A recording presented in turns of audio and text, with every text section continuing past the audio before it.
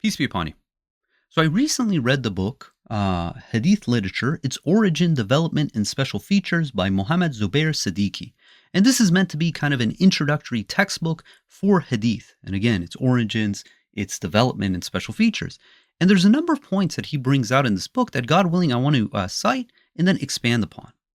And the first thing that caught my attention was this emphasis that the first four caliphs, the rightly guided caliphs, made no formal effort to preserve and compile and catalog the Hadith corpus like they did the Quran.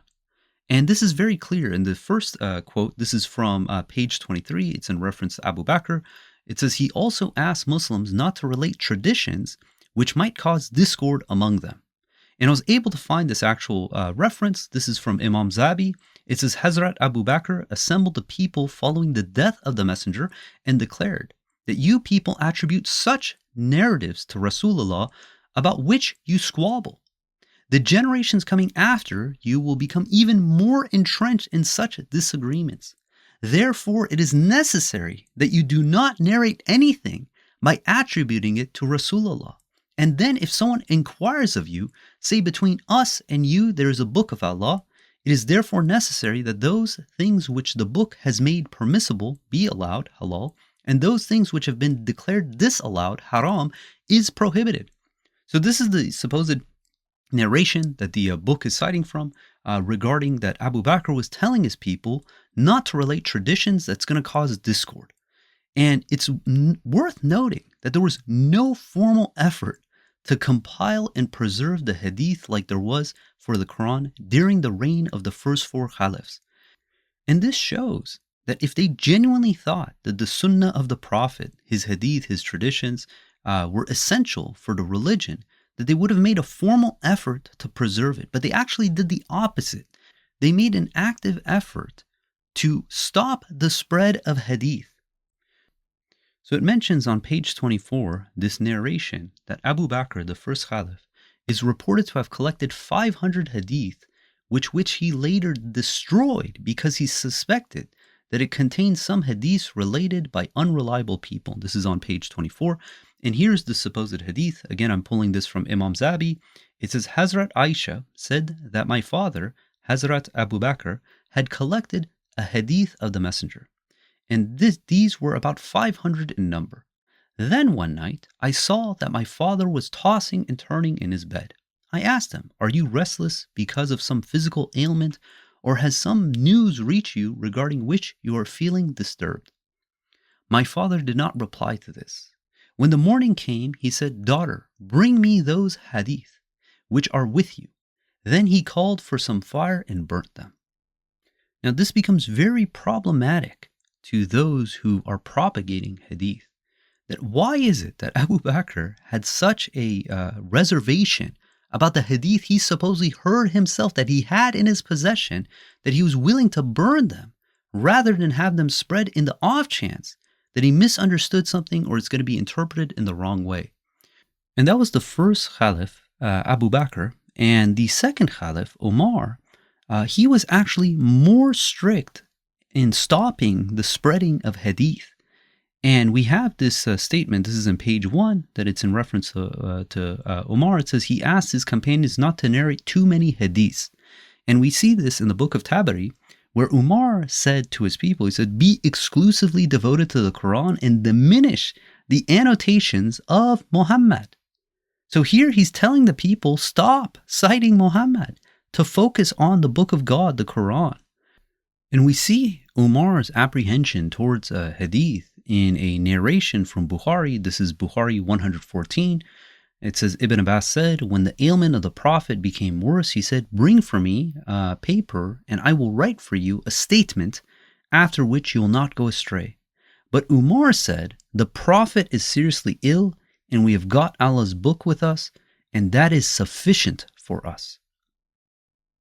So is that not strange that the closest companion to the Prophet is stating that, hey, we have the Quran and it's sufficient for us, when the Prophet is telling them, give me a piece of paper, I'll write for you a statement by which you will not go astray. Again, this shows that the emphasis of the earliest Muslims, the quote-unquote rightly guided caliphs, was that they needed to focus on the Quran alone, not to be caught up in the supposed sayings of the Prophet, even from something that was coming from him directly, apparently at their time, that he's saying that the Quran is sufficient for us. And this is carried out, we see in the history of Umar, that he even briefly imprisoned Ibn Masud, Abdul Darada, and Abu Masud al-Ansari because they related too many traditions. And I was able to find this narration where it says, during the caliphate of Umar, hadith had started appearing in abundance. He made people promise to bring all these hadith to him. As ordered, the people brought their collections of hadith to him, and then he gave the command for these to be burnt. So he's telling the people, hey, don't just, stop narrating hadith. He's taking their supposed collections and he's burning them. Again, this is something you do to the work that you don't want to spread, you don't want people focusing on. Now, the book that I referenced, the Hadith Literature, right? It's not going into the depth on these topics. I'm extracting these from other sources, but it's citing them. It's acknowledging that these are some of the narratives that are floating around. Now, the book just hand waves these things. Oh, nothing to see here, and just keeps moving on. But it's worth emphasizing some of these points. Like, one of the other aspects that it brings up is how few of the supposed companions actually narrated hadith. So a challenge with determining exactly what percent of the companions narrated hadith, you need a couple data points. Really, you need two. One, you need a list of all the companions, right, that supposedly narrated hadith and how many hadith they narrated. And the book provides that. And secondly, you need to know exactly how many companions there are, because the definition of a sahaba, it varies from person to person. So on the lower bound, when the Prophet supposedly did his farewell sermon, they say that there was about 40,000 people listening to him give this speech. Now, if that's the case, you can say that's the lower bound, because not obviously every Muslim, everyone who got in contact was at that farewell sermon, but we can say, okay, that's the lower bound. On the upper bound, Al-Razi estimates that over 100,000 people witnessed the Prophet. So if that's the case, we can say, okay, that's the upper bound. So the lower bound will say there's possibly 40,000 people who actually heard the Prophet speak. And on the upper bound, we can say it's 100,000. So from that, we can calculate what percent of the companions actually narrated hadith. And what we find is, if we use the 40,000 number, that 97.42% of Sahaba narrated zero hadith. And on the upper band, it's close to 99% of the Sahaba, 99% of the people who were in the presence of the Prophet narrated zero hadith. Now, out of that remaining, right, the vast majority, so this is the list, they say 500 people narrated one hadith.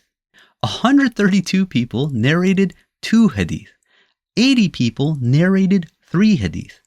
And the number of people who supposedly narrated more than 20 hadith is only 123 people. And if you look at that distribution, what you realize is that it's heavily weighted towards just this supposed handful of people. So out of all the individuals who were in the presence of the Prophet, heard him speak, we're talking about 0.12% of people actually narrated more than 20 of the hadith. Now, what's interesting is if you look at the individual who narrated way more hadith than anyone else, it's one guy, we did a whole episode on him, Abu Huraira. He supposedly has 5,374 hadith, and he lived with the Prophet no more than about a year and a half to 3 years. And that's it. And compare him to all the other individuals. Now, this is where it gets interesting. He narrated 10 times more hadith than Umar. He narrated 10 times more hadith than Ali. He narrated roughly 40 times more hadith than Abu Bakr and Uthman. And these are considered the closest companions. So to put this in perspective, on pages 2 and 24, it identifies that Umar lived at a distance from the Prophet in Medina, and him and someone else from the Ansar, they would take turns staying with the Prophet to hear all and it varies on the translation, the revelation. Some people interpret that to just mean the Quran. Other people obviously interpret that to mean the Hadith. And they would share it with each other. So this individual had accounts of the Prophet during pretty much his entire prophethood. And he only had 37 hadith attributed to him. Roughly 10% of what was attributed to Abu Huraira. Now, this doesn't make any sense. How is it possible this one individual who only spent this brief moment of time with the Prophet has so many more narrations and statements and actions and inactions of the Prophet than his closest companions? Now, what else is interesting is the fifth most prolific narrator of hadith is an individual by the name of Ibn Abbas. And we see that on page 1, it says that Ibn Abbas is reported to have related only 2 or 3 hadiths in a month. And then on page 21, it says Ibn Hajar refers to the assertion that Ibn Abbas related only 4 or 10 traditions from the Prophet. But then it counters this and says, well, that can't be true because, we have these 1,660 narrations attributed to him. So this is a common criticism from Western scholarship against the following of these hadith, these prolific narrators, that most likely these are being falsely attributed to these people because they know that they're quote unquote credible. Now, some people, again, they try to reconcile this. They say, oh, no, he only has, this many narrations from himself that he witnessed, but he's actually narrating for other companions that he heard from. Well, if that's the case, he should be citing his sources. But the fact that he doesn't, again, this becomes problematic. The historian Patricia Crone states the following regarding Ibn Abbas. So on page 33, it says his collection, so this is in regards to Ibn Hanbal, it contains some 30,000, again including repetitions, of Ibn Hanbal's traditions. And it says 1,710, including repetitions, are transmitted by the companion Ibn Abbas. Yet, less than 50 years earlier, one scholar had estimated that Ibn Abbas had only heard 9 traditions from the Prophet, while another thought that the correct figure might be 10. If Ibn Abbas had heard 10 traditions from the Prophet in the year around 800, but over 1,000 by about 850, how many had he heard in 700 or 632? Even if we accept that the 10 of Ibn Abbas traditions are authentic, how do we identify them in the pool of 1,710? So the problem here is the earlier sources claim that Ibn Abbas had much fewer, we're talking orders of magnitude, fewer narrations. But later generations amplified this number, and now they're attributing, 1,660 hadith traditions to Ibn Abbas. Again, the math just does not add up. Now let's move on to the next thing. This is about the squabbles and quarrels that the companions had regarding hadith. For instance, many companions refuse to narrate hadith because of the statement that they attribute to the Prophet that anyone who tells a lie about me, that they will have their seat in hell, that they were concerned that if it gets misconstrued or they misheard something that the Prophet said or did, that this could be guaranteeing their spot in hell. So on page 25, it reads, despite this, however, there are many traditions which forbid the writing down of any scriptural material other than the Quran. And there's this reference from the Misnad of Imam Ahmad that the Sahaba declared, we people used to write down whatever we used to hear from Rasulullah. Then one day Rasulullah appeared before us and inquired, what is it that you have been writing? We replied, whatever we hear from you. We put it down in writing. Then he replied, what, another book alongside Allah's book? Then he said, keep the book of Allah, clean and pure, keep it untainted from any types of doubts and ambiguities. The Sahaba said, then whatever we had written, we collected it all in an open space and burnt it. So if we go back to page 25, it says, and many other companions and successors are reported to have disliked and discouraged the writing of hadith. In particular, there are the names of Ali ibn Masud, Ibn Abbas, Abdullah ibn Umar, and it continues. So from this, it looks like the earliest companions, at a minimum, if they told people not to spread hadith, that they had a particular disdain about writing hadith. And if we look at the history of the manuscripts of hadith, this actually corresponds. Now, this is a big challenge for propagators of hadith, that if you look at all the manuscripts of hadith, that none of them exist. Like you would think that the hadith corpus is, 1,000 times larger than the Quran, that we should have thousands more manuscripts of hadith as we do the Quran. But we do not have a single manuscript of hadith. For the first 100 years, the first manuscript we have is one page of the Muwatta of Imam Malik, just one page. But most of the manuscripts you find come hundreds of years later. For instance, even Bukhari, the earliest manuscript of Bukhari that we have is from the year 407 after Hijrah. And this is only books 65 through 69, with the book 65 being partial. The first actual complete manuscript of Bukhari we have is found from being 550 years after the death of the Prophet. Again, this all shows that Hadith was not a major focus for the earliest Muslims. This is a secondary fabrication that came hundreds of years after the death of the Prophet. And again, this is not what we see with the Quran. We have pretty much the entire intact Quran in the 1st century Hijrah. In addition, we have manuscripts that are carbon dated to the life of the Prophet, and some nearly complete manuscripts. We're talking about only, I think there's like a couple dozen verses missing, are dated to the reign of Uthman. So all throughout history, we have the Quranic manuscript. But again, when it comes to the Hadith, hundreds of years, nothing. We have one folio from Imam Malik, 107 years after the death of the Prophet. And the first, again, complete manuscript of Bukhari was 550 years after the death of the Prophet. And here's a narration I was able to find regarding Ali. It says, Abdullah bin Yasir says that Ali once said in his khutbah that I bid every person who has any written hadith that on return from here, he should destroy it, because previous nations were destroyed for this very reason, because they followed the narrations of their scholars and left Allah's book. Now, irrespective if he said this or not, it doesn't matter. This actually corresponds with what the Quran says. In chapter 9, verse 31 of the Quran says, they have set up their religious leaders and scholars as lords beside God. Now, these people today, they uphold as Bukhari and Muslim and Tirmidhi and Abu Dawood as lords beside God. They have God's pristine book. It's perfect. It's fully detailed. It came directly from the Prophet himself. And then they have these secondary sources that they uphold as a source beside God's book. Just like God has no partners, God's book has no partners. Now, if something is written in God's book, we know definitively this came from God. But this is not the case when it comes to Bukhari, Tirmidhi, Muslim. These individuals are fallible. And the typical argument upholders of Hadith give when pressed on these facts is they say if the isnad is sound, the chain of narrators is sound, then it doesn't matter what the content is.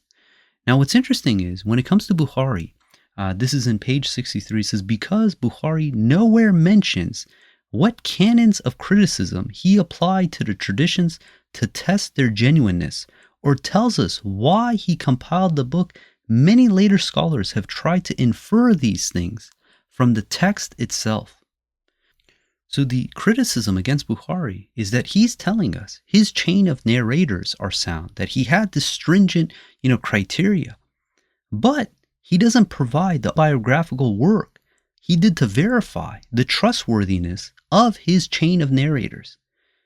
And apparently he wrote a book where he went through this, but it's not in existence, so we can't say it's there. And it wasn't until, again, hundreds of years later that scholars started writing biographical dictionaries. And none of these books existed until the 3rd century.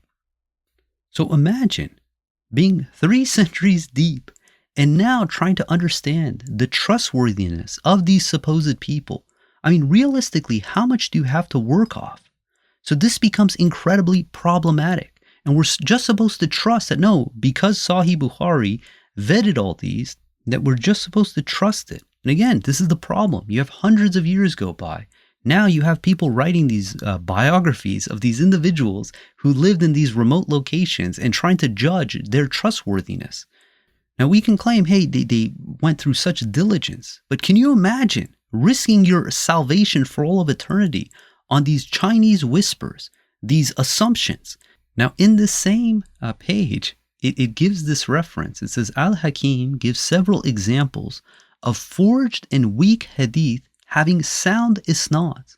Al-Suyuti remarks that such hadith are encountered frequently. This destroys their entire argument that if the isnad is sound, then you have to accept the contents of the hadith. Because it's saying that even among the forged hadith, there are those that have sound isnads. And Suyuti is saying that they encounter these frequently. So the other principle is that the hadith should not contradict the Quran. So in page 113, it reads, according to the traditionist, even if the isnad is completely without fault, the text should still be analyzed before the genuineness of its attribution can be established. According to well-known principle, if you encounter a hadith contrary to reason or to what has been established as correctly reported or against the accepted principles, then you should know that it is forged.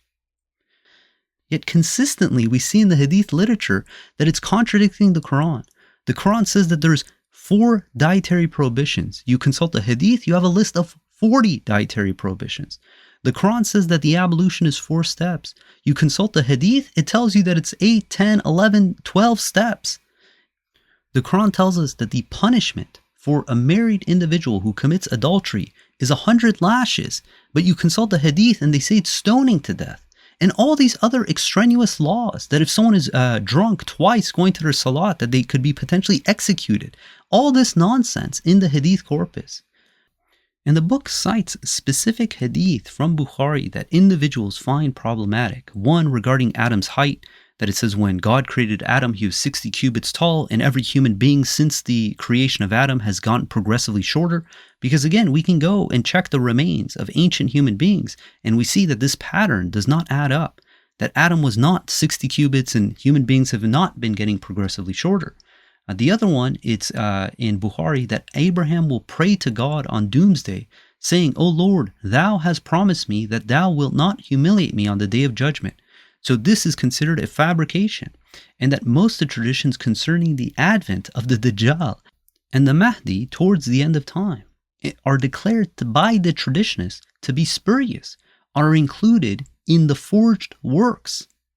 So it's saying that, again, these concepts should not be taken seriously, but you find these replete in the Sita, in the Hadith corpus. Now this brings us to the other point, the fact that there was a mass fabrication of Hadith. So in page 33, it talks about the heretics. Now these are individuals who have a whole history of fabricating thousands of Hadith. So it reads, it says, the heretics remarked, Hamad ibn Zayd have invented 14,000 traditions in the name of the Prophet. To name only a few, one can cite Abdul al-Karim ibn Abil Auja, Bayyan ibn Saman, and Muhammad ibn Sayyid, the first of whom alone had forged some 4,000 traditions in the name of the Prophet of Islam. Another heretic, who is actually caught, sentenced, and executed by the order of Harun al-Rashid, is said to have confessed to forgery of 1,000 hadith. And it continues on the same page regarding the political and tribal motivations some of these forgers had. And it lists individuals who forged thousands of hadith to support their doctrine, their ideology, their tribe, their cause. And it just goes to show the environment that this hadith corpus was pulled out of. I mean, consider that Ibn Hanbal supposedly went through some 750,000 to 1 million hadith, and only selected from that 30,000 traditions. Bukhari went through some 600,000 traditions and selected some 5,000 from that if you remove the repetitions. Now this goes to show that the vast majority of hadith in circulation were not trustworthy. Now regarding specifically Ibn Hanbal, I mean, he was collecting anything he can get his hands on, and he was only removing things that he said were complete forgeries. So anything he could find, he basically was collecting. So out of a sea of 750,000 narrations that he supposedly went through, right, or potentially 1 million, he only kept 30,000. And we know for a fact that inside this 30,000, there are false attributions, there are forgeries, there's all kinds of nonsense that has made its way into these books, and this is acknowledged by scholars. So these are coming from heretics and individuals who had a specific doctrine or tribe or justification. What's interesting is on page 35, it says, but perhaps the most dangerous type of hadith forgers came from the ranks of the devout traditionists themselves. Nuh ibn Abi Maryam, who had studied theology with scholars of great repute, was known as Al-Jami on account of his vast and varied learning. He acted as a judge at Merv during the reign of Al-Mansur. He related traditions describing the virtues of the various chapters of the Quran, but when he was pressed for the authorities from whom he had received these traditions, he confessed that he had forged them for the sake of God and to attract people to his book. So here's a case of someone, an outstanding Muslim of high esteem, being caught red-handed fabricating large numbers of hadith. Aban ibn Abi Ayyash, who was one of the most godly people of his time, was severely censored by Shuba ibn al-Hajjaj, and more than 1,500 traditions narrated by him on the authority of Anas were found to have no foundation.